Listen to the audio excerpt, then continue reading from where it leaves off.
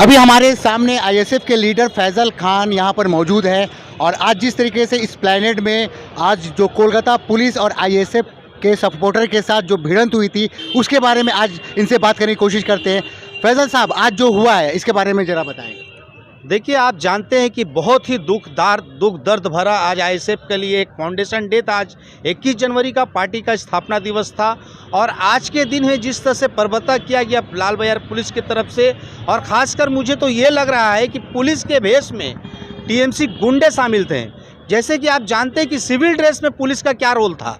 Civil dress में आकर के जिस तरह से हमारे चेयरमैन नौशाद सिद्दीकी भाईजान, जो कि एमएलए एक विधायक है, एक ही मात्र ऑपोजिशन विधायक हमारे हैं, उसको जिस तरह से बर्बरता किया गया, जिस तरह से घसीट के एक आम आदमी को भी ले आने का ऑर्डर नहीं है, मगर जिस तरह से आप उनको घसीट के लेके जा रहे हैं, मतलब समझ में कहीं ना कहीं आता है कि टीएमसी के जो गुंडे हैं जिस तरह से हमला किया जा रहा है खासकर ऑपोजिशन पार्टी के ऊपर में, तो मतलब ये हुआ कि उनके एमएलए इतने लिप्त किए हुए, इतना घोटाला है, उसके बाद भी पुलिस उस पर कार्रवाई नहीं करके जो आवाज़ उठाती है आम जनता बंगाल की। बताया जा रहा है वहाँ पर शांतिपूर्वक जो जिस तरीके से होने का था उस तरफ शांतिपूर्वक नहीं है, वहाँ से पत्थर भी चला है। कितना ये सही बात है? देखिए, हमारे एमएलए भांगुड़ जो एमएलए है विधानसभा, वहाँ से आ रहे थे, आपने देखा किस तरह से गाड़ी पर हमला हुआ, पुलिस की मौजूदगी में जिस तरह से ईंटा पत्थर चला, हमारे चेयरमैन नौशाद सिद्दीकी के हाथों में भी चोट लगा, हमारे कर्मी आज हॉस्पिटल में कम से 30 से 40 हॉस्पिटल में हैं, कम से कम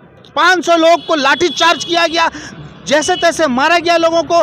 बर्बरता इस तरह से किसी आम नागरिक को मारना, क्या ये सही कहलाता है? ममता बनर्जी अपने दिन को भूल रही हैं। जिस तरह से सीपीएम के दौर में मुख्यमंत्री ममता बनर्जी जो आवाज़ उठाती थी, उनके ऊपर हमला होता था, तो यही ममता बनर्जी कहती थी कि ये जुल्म हो रहा है। तो संविधान का कहाँ गया ममता बनर्जी? जानना चाहते हैं कि आज जो संविधान की गाइड में जो बात करती है मुख्यमंत्री ममता बनर्जी, उनसे सवाल है कि सही पे आवाज़ उठाना क्या जुल्म है? हक मांगना क्या जुल्म है? सच के लिए आवाज़ उठाना क्या जुल्म है? तो इस तरह से बर्बरता करना कहीं ना कहीं बंगाल की आवाम देख रही है कि अगर सही के लिए आवाज़ उठाते हैं तो हम लोगों को मार खाना पड़ता है। आवाज़ उठाने, आपने देखा कि इलेक्शन के समय पे किस तरह से आईएसएफ कर्मी को पकड़ के मारा गया, घर से बगैर किया गया। आज भी आप जानते हैं कि ह्यूमन राइट्स कमीशन यहाँ के बंगाल की पुलिस को तलब किया, कमीशन को, कि यह जो हुआ किस लिए, ये जानना चाहती है। इलेक्शन कमीशन भी जानना चाहती है किस तरह से मामला जो हुआ, और आज के दिन में हुआ। हमारे चेयरमैन को नॉन अवेलेबल सेक्शन डाला गया,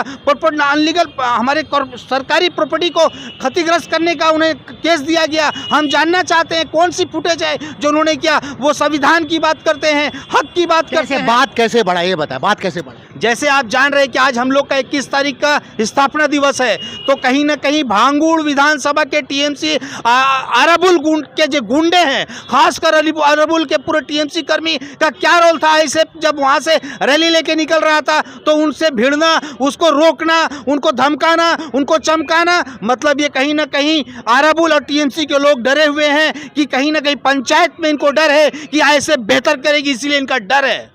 क्या ये 2024 का जो इलेक्शन आने वाला है इसकी वजह से तो आईएसएफ ऐसा नहीं कर रही है? देखिए, 24 का इलेक्शन 2024 में है, लेकिन पहले पंचायत है। कहीं ना कहीं नौशाद सिद्दीकी जो पब्लिक वहां का समर्थन दी है, उससे ये डरे सहमे हुए हैं। कहीं ना कहीं टीएमसी का दूरदशा इसलिए हुआ और हमारा एक चेयरमैन सीट इसलिए निकला कि वहाँ की पब्लिक उनको जिता करके लाई है। तो इनका डर क्या? पब्लिक को फैसला करने दीजिए, आप इतने घबड़े डरे क्यों हैं? तो पब्लिक पंचायत में इनको जवाब जरूर देगी। तो फाउंडेशन डे क्या अपने एरिया में, अपने मोहल्ले में, अपने जगह में नहीं मना सकते थे? यहाँ यहीं पर मनाना था? देखिए, ये हमारा राजपथ है, ये हमारा अधिकार है।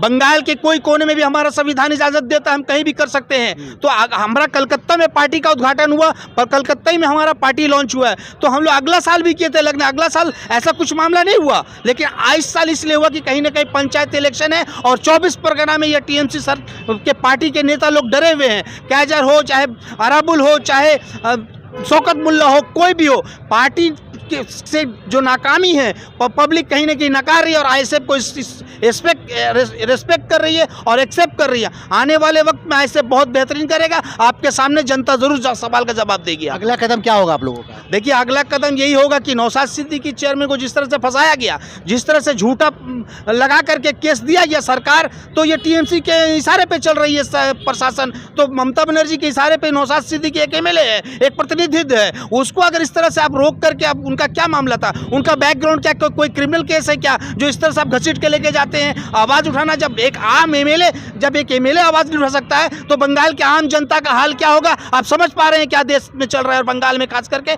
जो जिस तरह से गुंडा राज चल रहा है इसके खिलाफ हम लोग आने वाले वक्त में आंदोलन करेंगे, लड़ाई जारी रहेगी।